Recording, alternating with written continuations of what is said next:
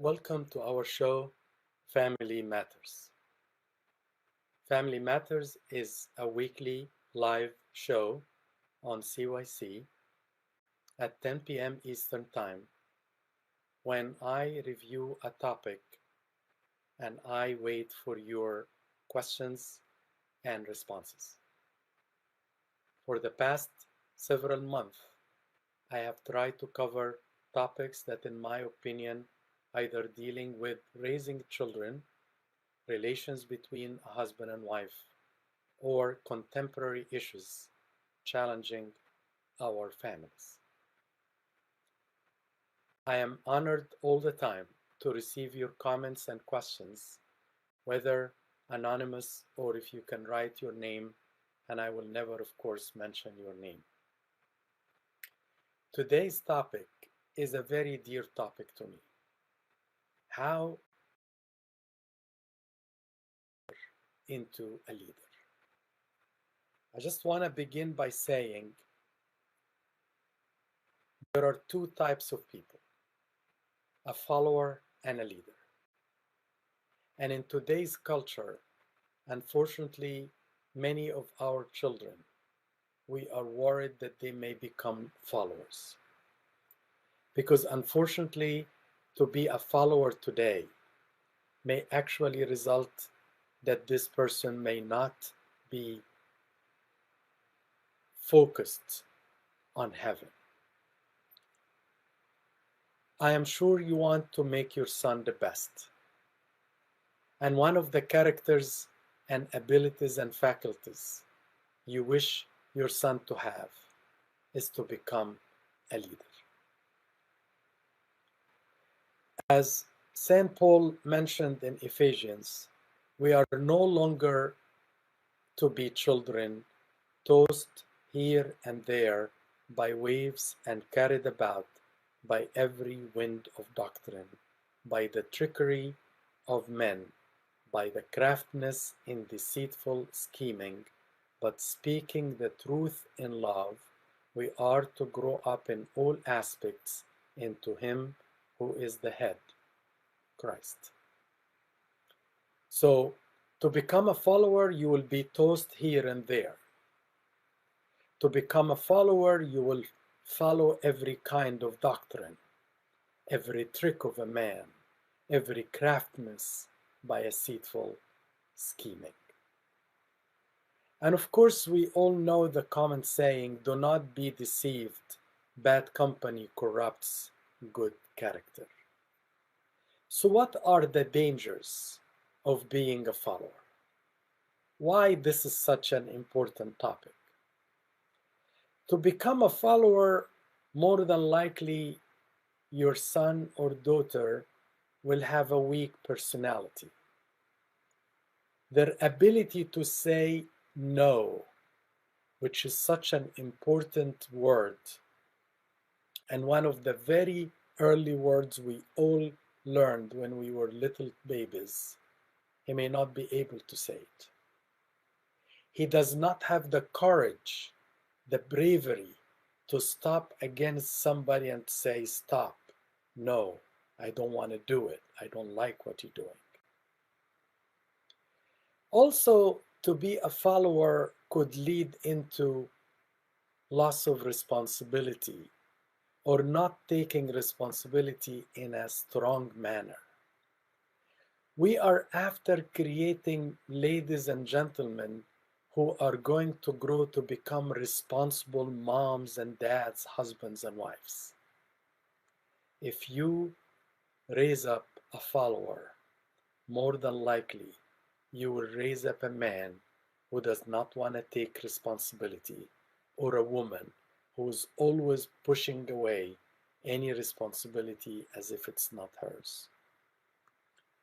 Another important issue that can happen due to being a follower is low self-image. Because this person who becomes a follower always wants somebody to verify and confirm what he's doing, unfortunately, your son or daughter, when they grow up, when they don't have this confirmation, they develop what we call low self-esteem because of a poor confidence in themselves. Being a follower can result in weak confidence and subsequently low self-esteem. And all of you may know that low self-esteem will result in many other consequences, including trying to identify with maybe wrong friends because they need to have company, and because they have low self-image, they want anyone to really confirm them, to really encourage them, and sometimes it's not the right crowd. Following also can lead into blind following. I wish when our kids grow up to become followers, they choose whom to follow. I have no problem if they follow the right leader, the leader who teach them how to go to heaven, a leader who teach them better habits, a leader who can use their talents better. But unfortunately, our kids may be facing bad leaders who will end up by making them follow the wrong track and going into the wrong direction. And who knows when they are going to realize it. So this is what we call a blind following a blind. The leader may be not blinded himself, but blind spiritually. But my son and my daughter, who is following blindly that blind leader, unfortunately will both fall into holes. Another consequence of following or being a follower is being superficial, being without depth. You meet many people in your work and your school and in your church that you love to talk to. They have depth. The discussion is amazing, is producing very good ideas. But then you stand with somebody else and you are waiting to leave. It's a very superficial, no depth in it, nothing of substance. Being a follower can lead your son or daughter to become superficial or lack of depth. Unfortunately, being a follower can be even more dangerous than that. They can actually be attached to the wrong crowd and the wrong friend and the wrong leader, and that can be hurtful. It can be harmful. A follower, like we have seen in terrorism, many of those kids who followed the wrong ideology and they believed in terrorism as a concept of religion, they were brainwashed because they were just followers, and they harmed themselves and others. We want our kids, if they should follow the right path, the right ideology, and the right leader. Another bad thing that can happen through being a follower is carelessness, because he is always depending on somebody else, so he's not careful. He's not looking to produce something. He's not thinking what can happen. He is sort of blaming or ready to blame others. And that's another reason. A woman who grows to be and has been a follower, very easy to blame all her mom and dad on the marriage, and to blame the environment, and to blame the friends, and to blame Abuna, and to blame so many. But she doesn't want to take responsibility because she was never a leader. And that's why I'm talking to you parents today. And even if you are children, we would like you to be all leaders, and I'll explain how. But for the parents, these are some of the dangers of being a follower. So what do they follow in? What are the spectrum or spectra that they are following in, and sometimes blindly following? One of them is fashion. Some of our most beautiful girls and very handsome boys in the churches today, because they are followers, they look at the media and they say, oh, I want to be like this. And all of a sudden she is wearing not the right clothes, and he is wearing the inappropriate attire. And all of a sudden we have a grown up men and ladies who are growing to be follower of fashion without this, without knowing if the fashion suits my physique, my size, my height, or even my religion. One of the areas that they may follow in is ideologies, concepts. If your son or daughter does not have self-confidence and he is not a leader, maybe he will follow a wrong ideology, a wrong religion, a wrong dogma, a wrong thinking, belief. And all of a sudden we find our kids completely sided away, scattered away, distracted from the pathway. Also, one of the areas they may be following in, and we need to watch out, is really following substance abuse. And I'm saying this with a lot of pain because I have got to know excellent kids who came from very good parents who really was unfortunately followed the wrong crowd, start to take substances, whether it's medications or marijuana or cocaine or others, and unfortunately they were lost. I got to know a kid who actually went to prison because of a hate crime, but preceded by being a follower to a gang, and just he wants to fit in, and unfortunately they followed the wrong crowd. Thank God this person now is an amazing man. After 7 years in prison, he knew Christ in prison. He knew to read the Bible in prison. But why should we put our kids through that hardship and very, very difficult pathway?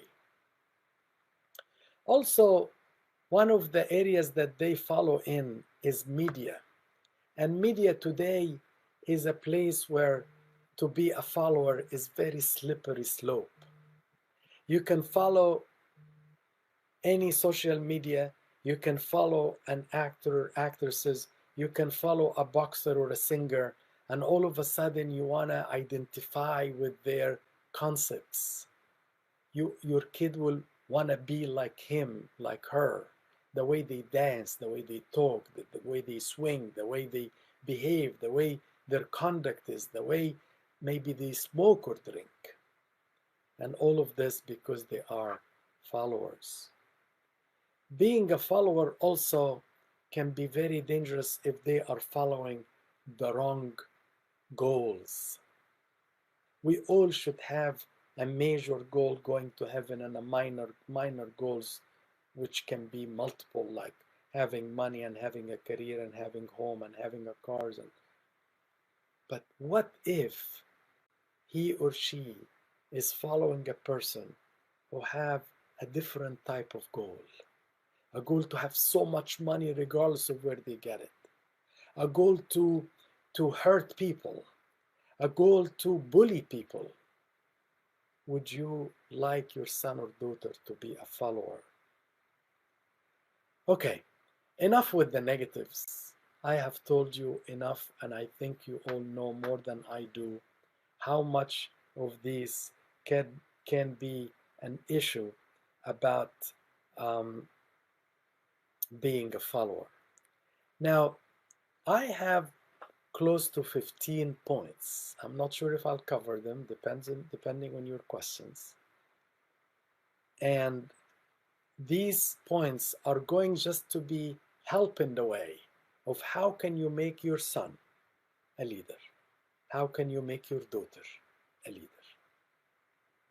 I want to start by basics. Number one, you want your son or daughter to be a leader, ask yourself, should I tell them to follow me? Are you, mom, dad, a leader or a follower? Are you a good role model for your kids or no? And this is a very, very sacred and secret and holy question. Whom are you following? Yourself, mom, dad. What are you following? If it's biblical truth, well and good. Tell your kids to follow you as you follow Christ. Can you, as a mom or dad, say no to many things, to fashion, to media, to spending time with the wrong crowd, to alcohol, to cigarettes? Believe me, my brother and my sister, if you want your son or daughter to be a leader, dare as a parent that you become a leader and you yourself dare to know how to say no when no is important in your own life as an adult.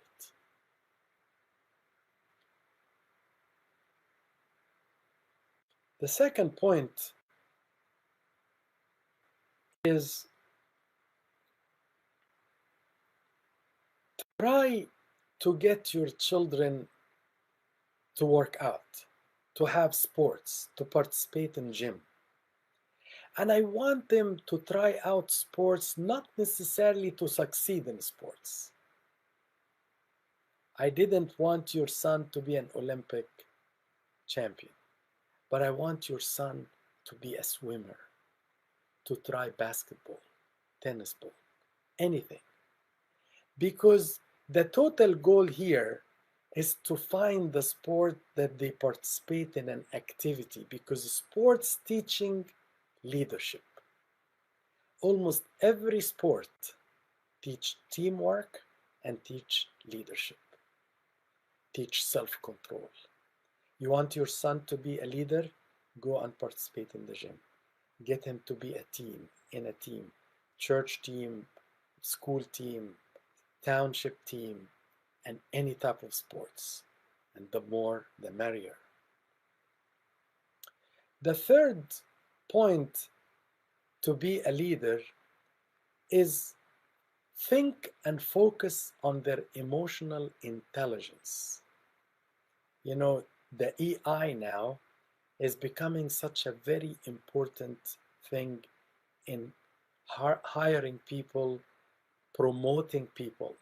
And emotional intelligence means learning what you say at the right time to the right people with the right way.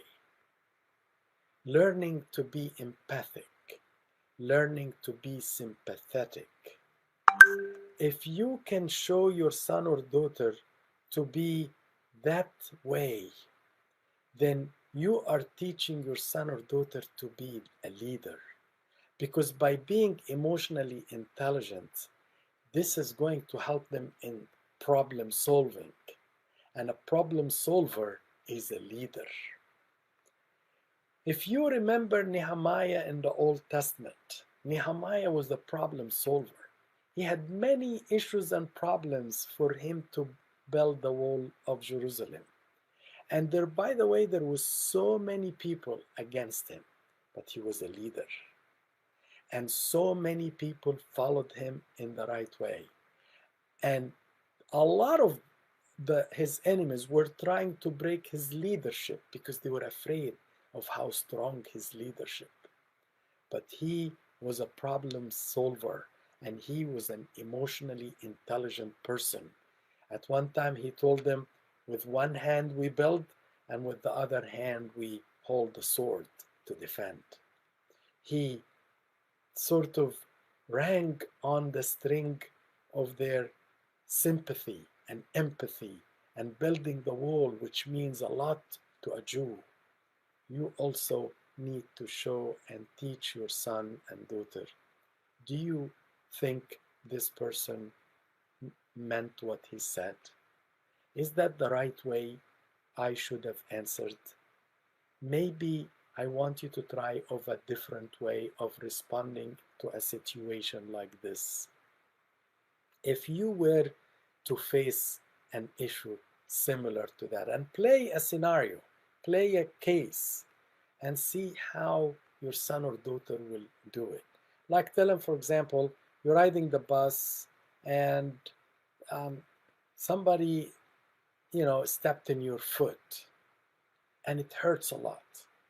Would you curse? Would you watch out? How do you respond? How do you react to the person? What if you are the one who stepped on the foot of that person?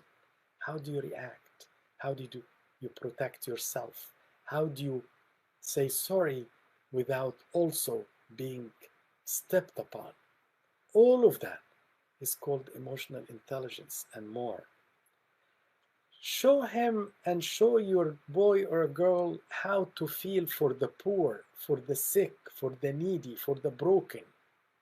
A kid who learns to feel for others, for feeling the empathy and sympathy towards others, is going to be a leader. But the selfish is never going to be a leader. The one who thinks only of his or her own does not care to be a leader. I just received a message, one of the questions saying, I agree with you that we should teach our kids to be leaders. But I have to confess, my son had faced several failures in his life.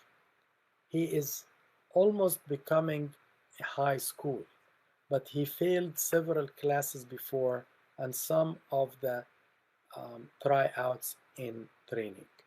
What do I do to make him a leader?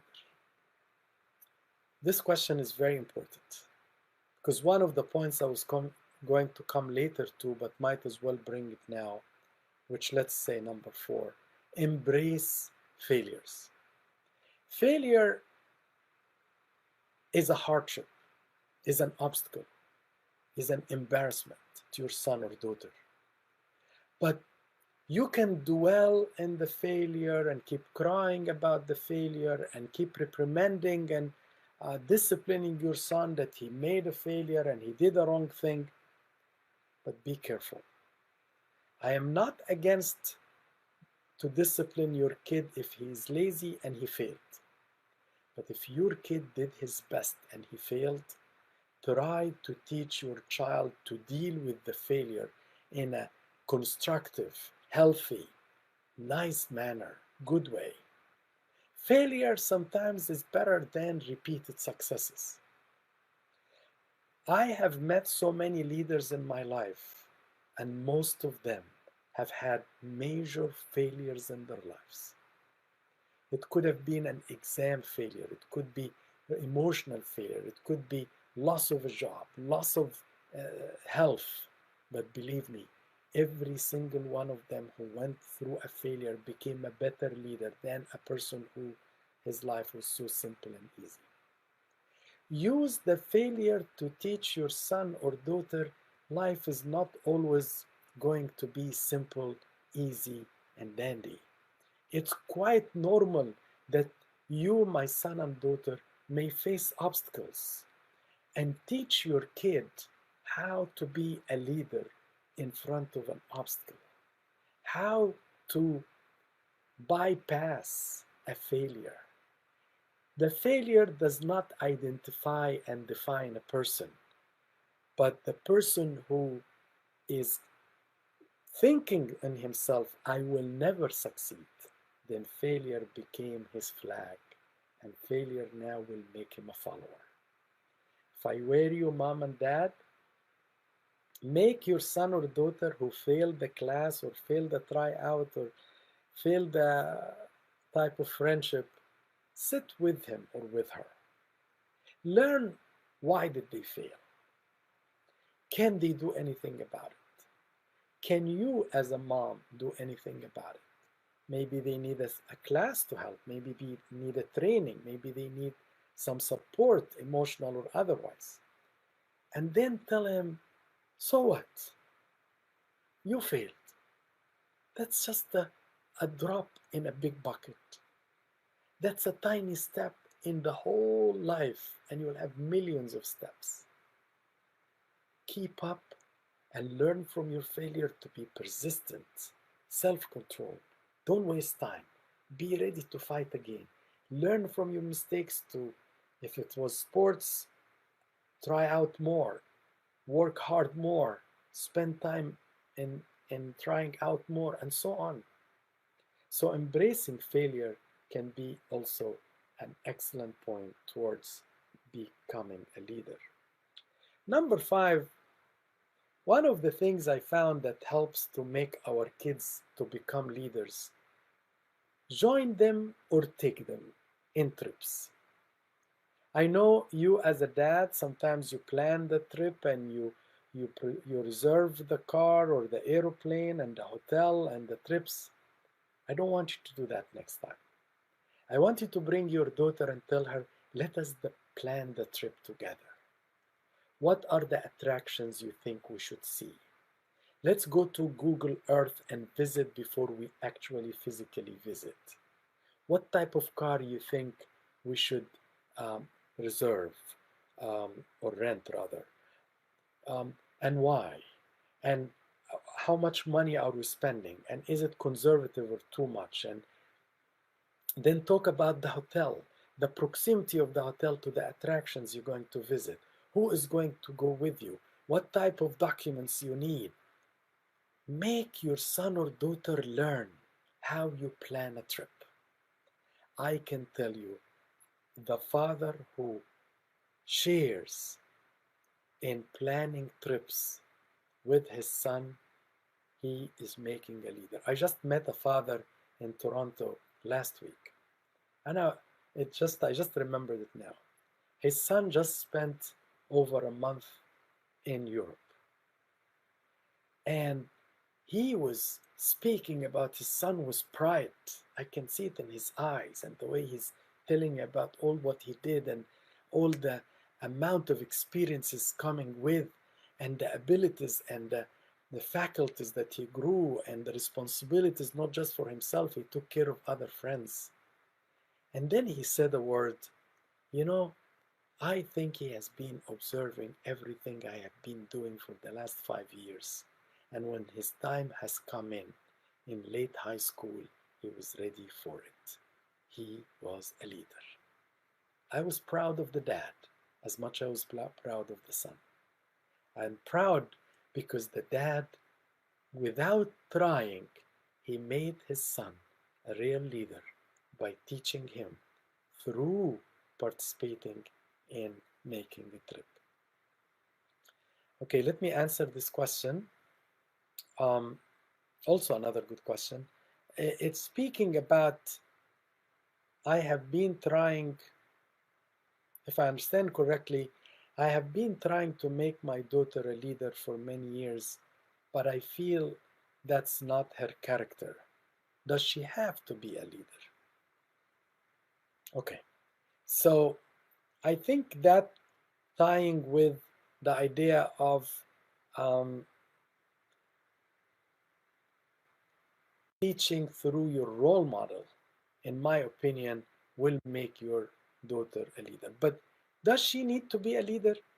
I'm not asking for people to be leaders, in other words, to be priests only or to be chiefs of sections, but I need a leader in your home.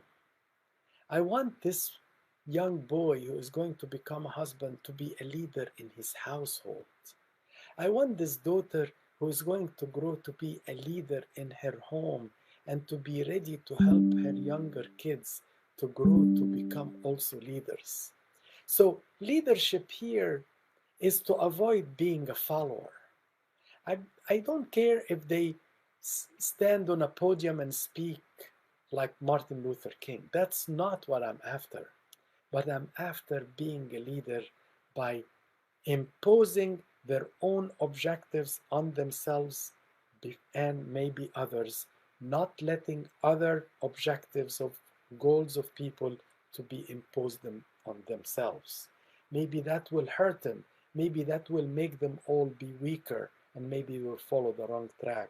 So to answer your question, you have been trying for years. Who said that there is a timeline for your kids to become a leader? Who said that there is a curriculum of 3 years beyond which you fail the test of becoming a leader.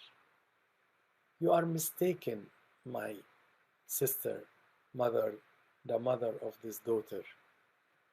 You need to keep trying and be patient. You have all the time.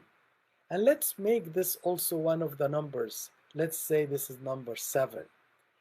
One of the reasons people use fishing and hunting and especially fishing as a sport to take their sons and daughter in because it's teaching time and patience and waiting. Waiting is a virtue. Our kids are living in a time where patience is not known to them. If the takeaway hamburger from McDonald's delayed 5 minutes, they will all say, "What's going on?"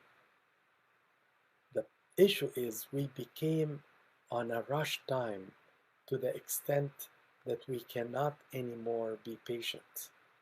But for raising your children, I ask you please be patient and try more and more and more. And repeated failures does not mean your daughter or son can never or cannot be a leader. So embrace patience and teach patience.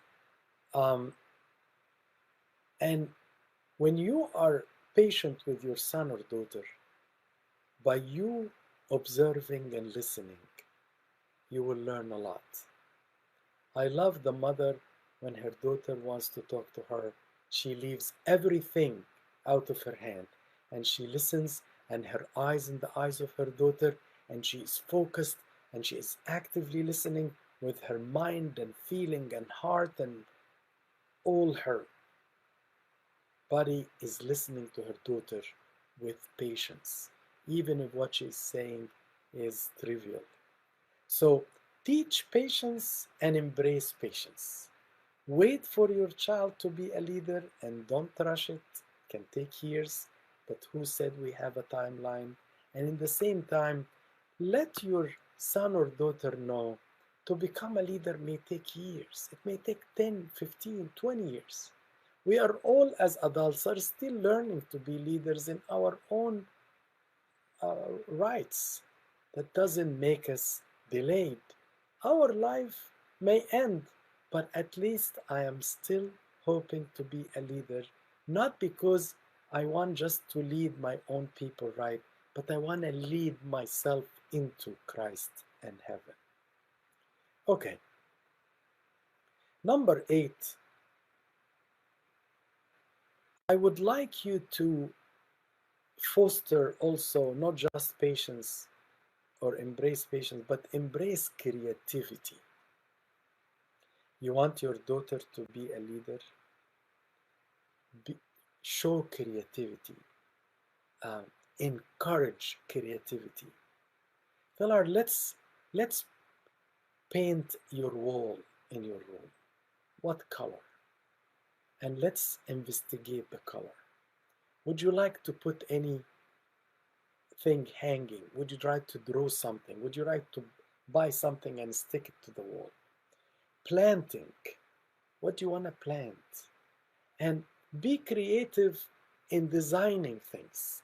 It could be designing a project for school, and think of him, but don't make it for him or her. Encourage them to read. Encourage them to do artwork. Reading and artwork makes leaders. People who are leaders today, you will find them very knowledgeable, aware of many things, not just religion, but economics and history and geography and geology and who knows what. And when they talk in depth. Teach your son to read and stimulate the reading. Make the reading interesting. Make a club, a book club with him or with her and her friends, to the extent that they can even do a Zoom about a book, and you talk to them each one summarize a chapter, and you maybe take them in a trip after, or make a pizza party after they finish the book, and everybody benefited. Another point, I want you to build the leadership characters in your son or daughter, to build the tactic of negotiation. Some of us grew saying, this is it, no negotiation, no bargaining, no questions, you cannot argue with me, my word is the word, and it's an ultimate and final word. And we make our wives or our husbands hurt, and our kids hurt, because we are not giving a space, a window to negotiate, to try out, to hear the other opinion. Practice negotiation and teach negotiation by making almost a scenario or a role play. Like, for example, I made it one time with my kids when they were young. I told them, okay, you went to a school trip, but you went far and you can't find the teacher. What would you do? It's scary, and I don't want them to do that, but I'm preparing them for something that could happen. You can ask your son or daughter, you lost your phone and you are somewhere else in the mall. What do you do? How do you reach me? How can I pick you up? Also, negotiation means hearing the viewpoint of the counterpart, of the other person. Our kids are learning from us wrong habits. I dare to say some of the husbands do not want to hear the viewpoint of their wives. And the kids are listening very carefully and say, so I shouldn't listen to anybody because dad never listens to mom. Role model again. But I'm not here to talk about you now. I'm talking about your kids. Teach negotiations means teach him to hear the viewpoint of the other person. Some of the best leaders who know how to listen to the other, even if the other's viewpoint is useless, invaluable, or even waste of time. If you teach your son or daughter to be interested in listening to the other viewpoint, you have raised an amazing leader. I wish you start with yourself.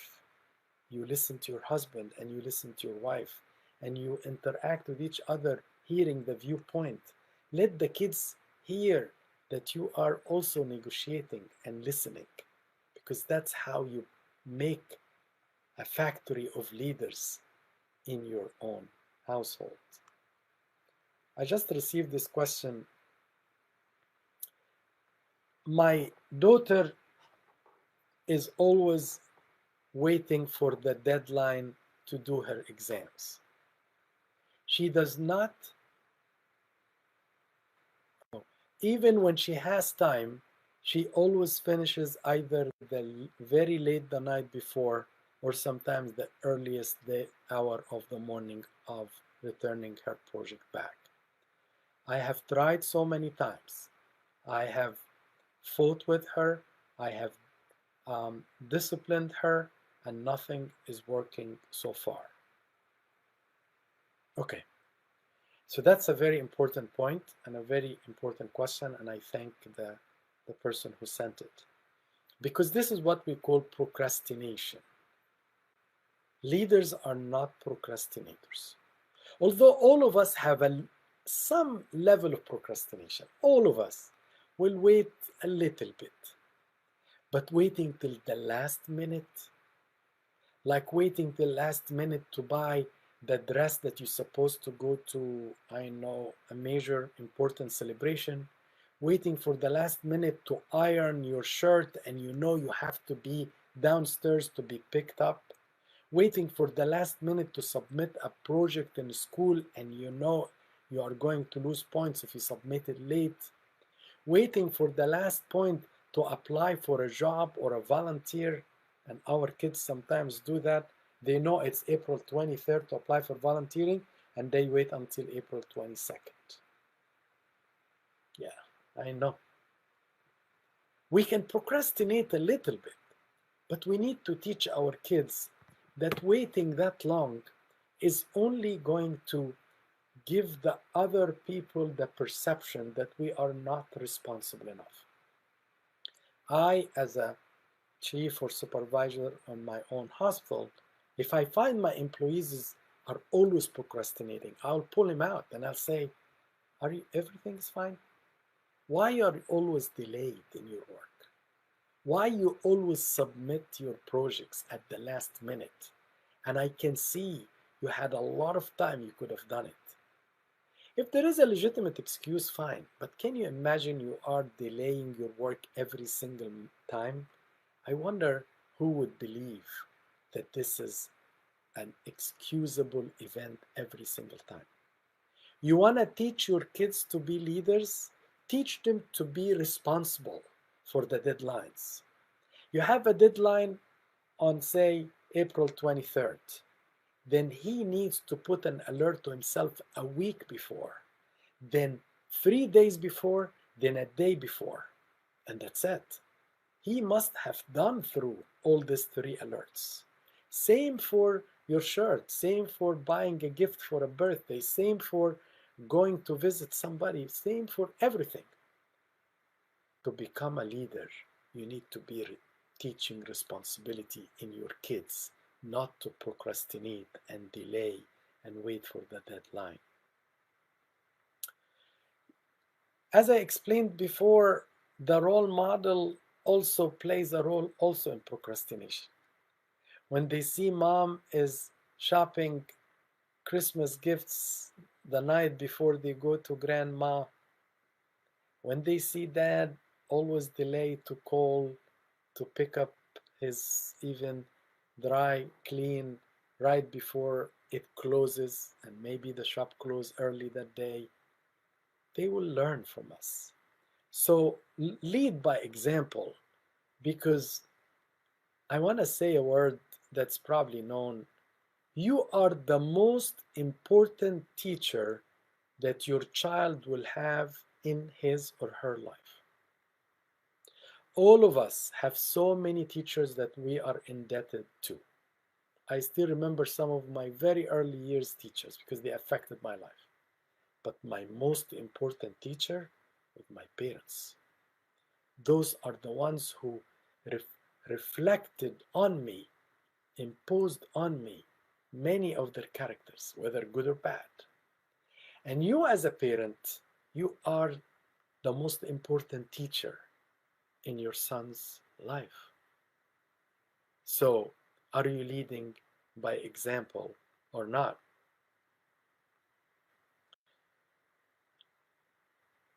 Okay, so I like this next point, maybe number probably 12, having a family night. And many people during COVID, when I used to tell people, use the time to make your kids friends. Every single family in America and any state I have gone to, the most common question that come to me, my kids don't want to go out with us, our kids do not want to travel with us, our kids sit in home, they don't want to talk to us. And then COVID hit. When COVID hits, I said, okay, guys, you have captive audience. Win them as friends. Make them to be your friends. Play with them. Many families heed my advice and they did it. And unfortunately, many others, every single one was holding a phone.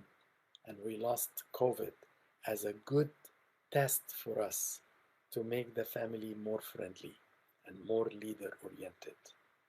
But to make your kids leaders, play together a family night, especially a board game, a puzzle, something that can make teams, something can make everybody think, because that allows each one to play a part, to play a role, to say, I'm thinking this way.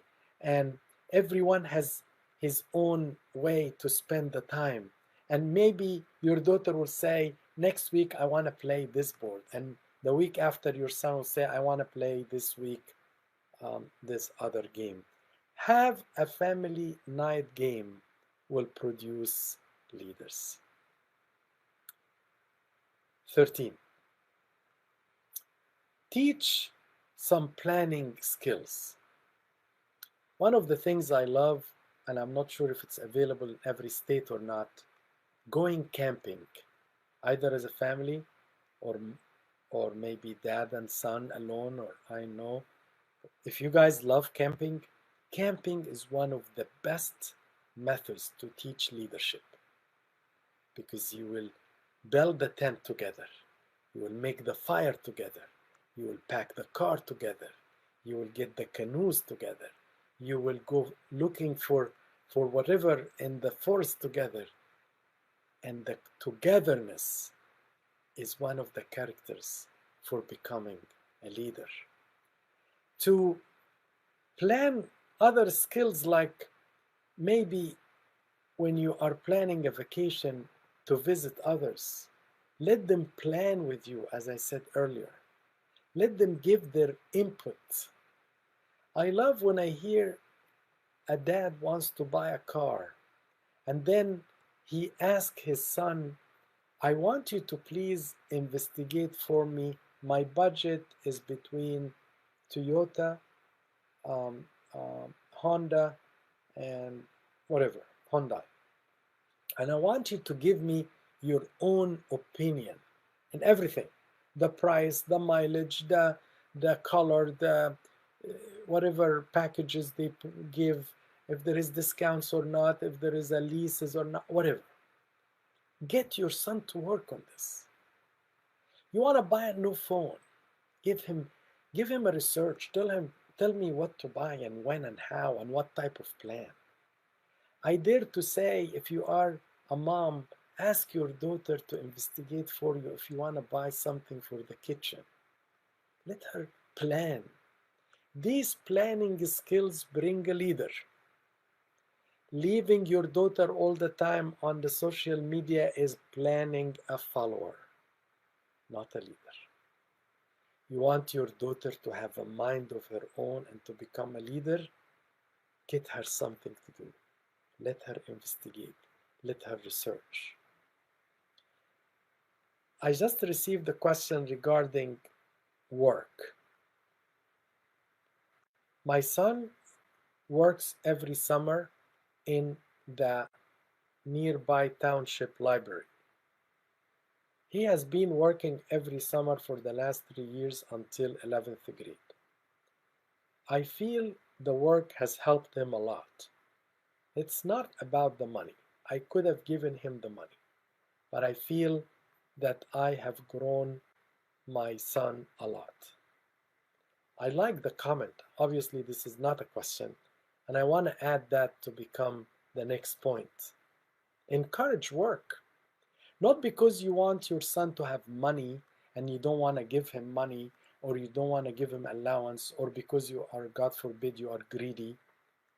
Work, minimum work. I'm not asking you to bust their chops working too hard and many hours, and no, maybe 2 days a week during the summer or something like that, few hours, to get the taste of responsibility, of waking a certain time, staying at work, leaving at certain time, feeling tired doing all the work, doing the teamwork at work, feeling responsible towards their supervisor.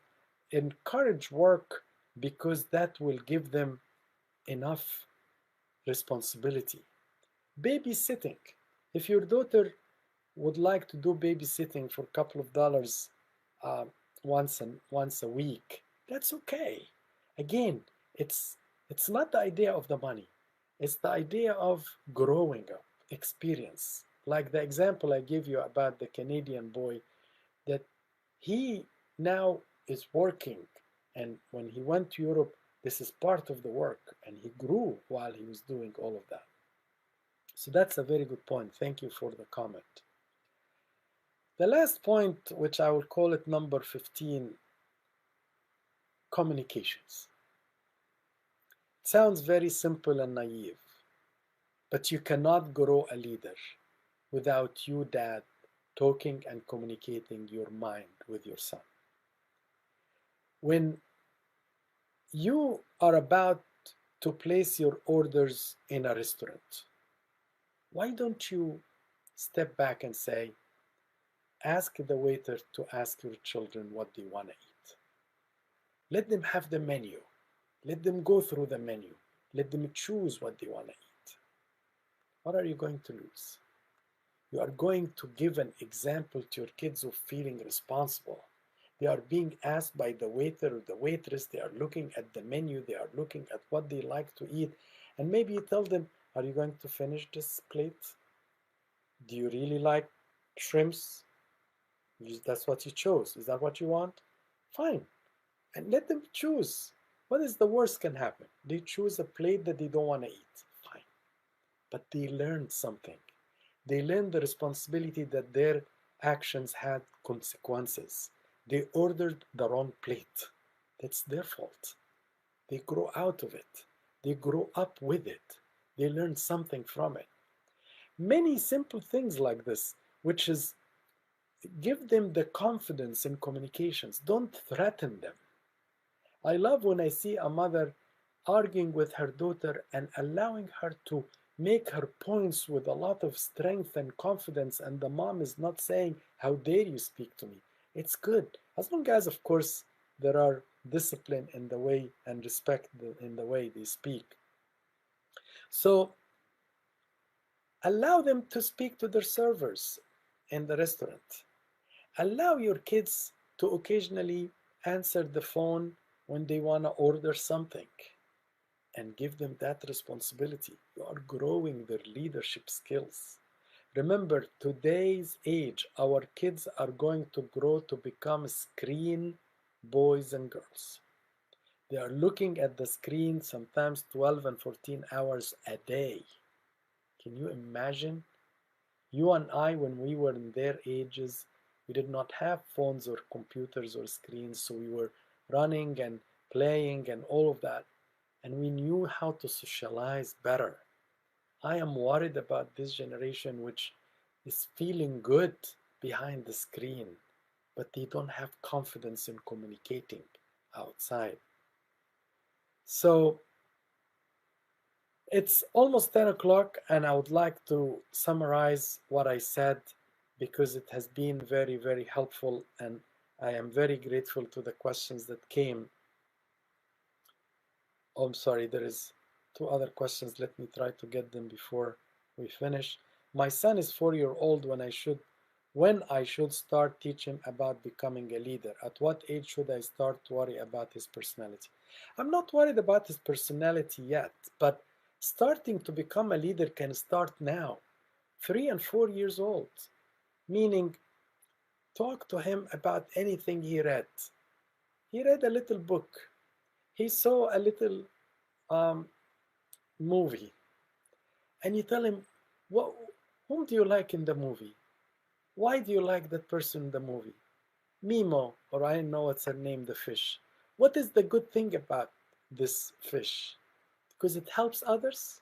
Because it loves others? Because it cares about people? Let him come up with ideas. Let him be growing up in the way he's becoming a leader. Another one, play with him a board game. And let him try to make mistakes, and you show him, did you move right or left? Are you supposed to go to the right or to the left? All of this.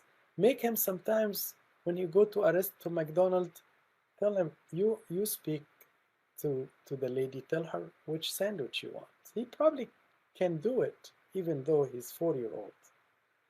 Is it good to compare our sons with others? Definitely not. Comparison is the worst thing that parents can do to their children. When you say, look at your sister, why? Look at your cousin. Look at Abuna's son. No, why? Your son is so unique, and he happens to have taken the genetic material of you and his mother.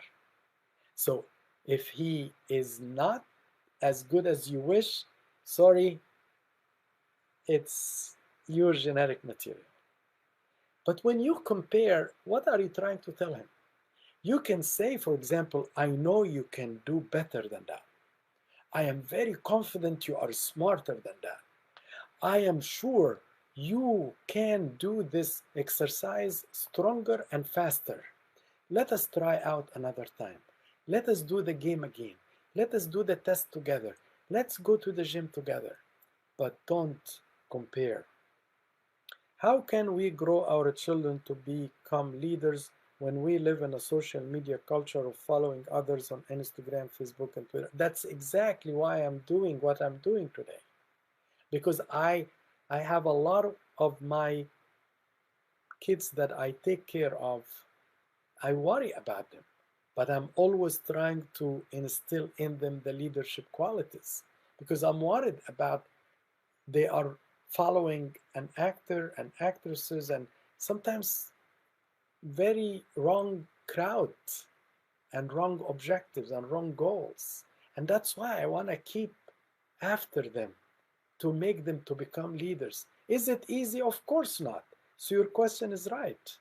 But you cannot say, how can I grow them? No, you, with the grace of God, you can grow them to become leaders because that's your job. It's your job as a mom and dad.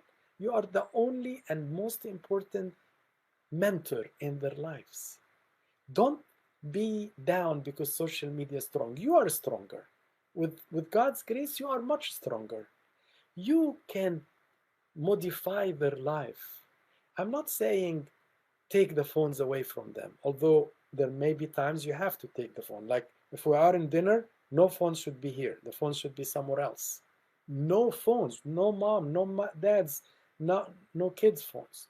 You talk in the in the dinner. You let them discuss, let them talk, let them express themselves, gives them a space to speak. You make them be involved in sports, any type of sports. It could be biking, it could be racing, it could be swimming, it could be tennis, it could be anything. The more you get them off screens, the more they will learn leadership skills.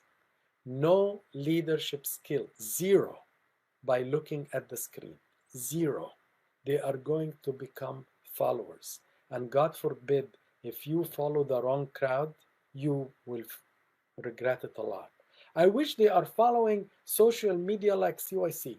I will not say anything about it because at least there are many good things they can follow. But you and I know that this is a small part of what they watch. But I don't want them even to just watch one area. I want them to practice to become leaders. Your home is the place of practice, of experimenting, so they can grow to become leaders. So I want to finish by saying becoming a leader for your son and daughter is not an option. It's a must, it's obligatory, and our kids must be leaders. And I repeat again, I did not mean leaders meaning standing in a pulpit screaming at people. No, leader meaning able to take decisions, right decisions, able to choose whom to follow if they should follow, able to say no when they must say no to the wrong objective, wrong goal, or wrong path. That's what's a leader. A leader is a good husband, is a good man in the future, is a good son of God and a good daughter of God, is going to be a great servant of God. That's a leader. Is going to be a functioning person in the society that we are proud of. And he is going to be an heir of the kingdom of heaven. This has been Family Matters, how to turn your son or daughter to be a leader. Until we meet again next Saturday at 10 p.m. Eastern Time, have a great week. God bless.